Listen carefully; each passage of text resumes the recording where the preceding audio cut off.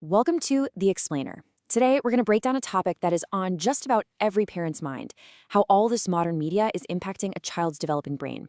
And more importantly, we're going to unpack what the science says we can actually do about it. So, let's just dive right in with a question that really gets to the heart of it all. You see your kids on screens every day, right? But what's the long-term trade-off?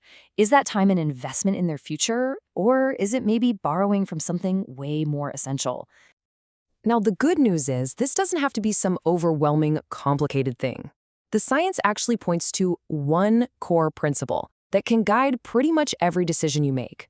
It's a really simple framework to remember: the right content at the right age in the right dose. Okay, but to really use that framework, we first have to understand the science of why young children are so uniquely affected by what they see. I mean, their brains are just wired fundamentally differently from ours. You see, from birth to about age 8, a child is in what scientists call a critical development period. Think about that for a second. These early experiences, they don't just teach them stuff. No, they are literally building the brain's foundation, the actual architecture they're going to use for the rest of their lives. And here is the absolute key difference. While our adult brains are pretty good at filtering information, a young child's brain just absorbs it. It's like a sponge. Scientists even have a name for this. They say kids have a limited persuasion shield. It basically means that most kids under 8 just can't tell the difference between a fun story and an ad that's trying to sell them something. So, how does all this absorption end up shaping their reality? Well, it's a pretty simple but really powerful process. When a child sees the same message or image over and over again, it becomes familiar. That familiarity feels comfortable.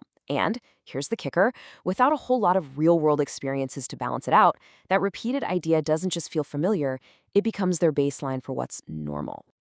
So, the crucial point here is to really wrap our heads around the sheer scale of this exposure in a kid's daily life.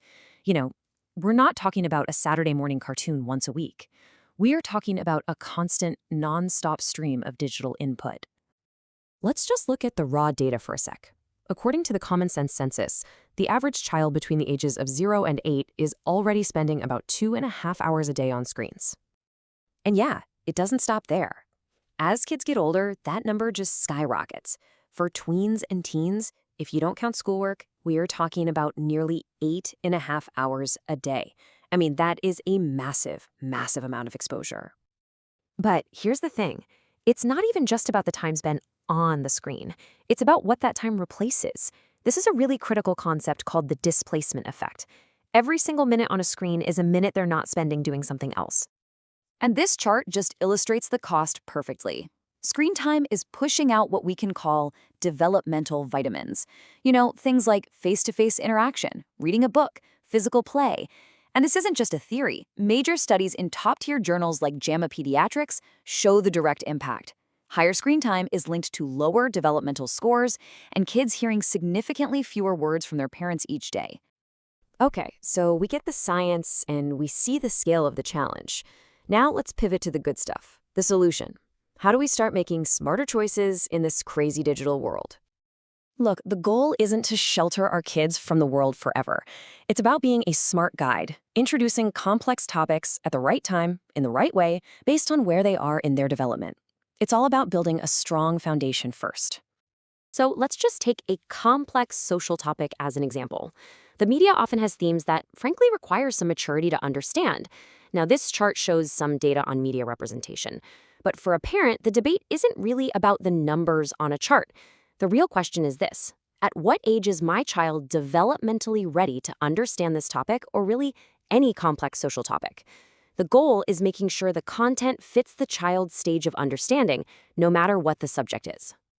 This timeline here, it's a clear, science-backed roadmap.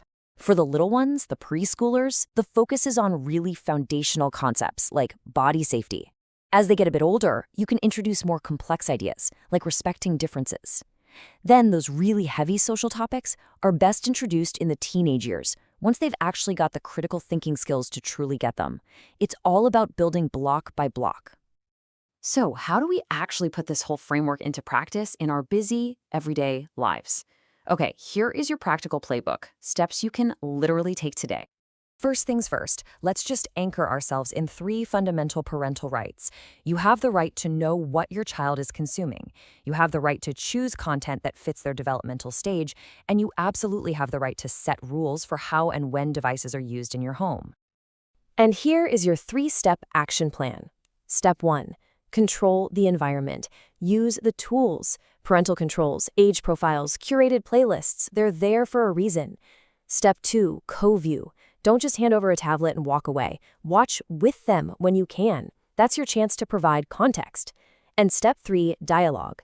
Just have open conversations about why some shows are for now and some were for when they're a little older. This builds so much trust and understanding. Ultimately, the takeaway from all of this science is actually pretty simple. This isn't about fear. It's not about restriction. It's about love and protection. It's about giving our children the space they need to grow at their own biological and psychological pace, with us right there as their trusted guides. And really, what could possibly be more important than that?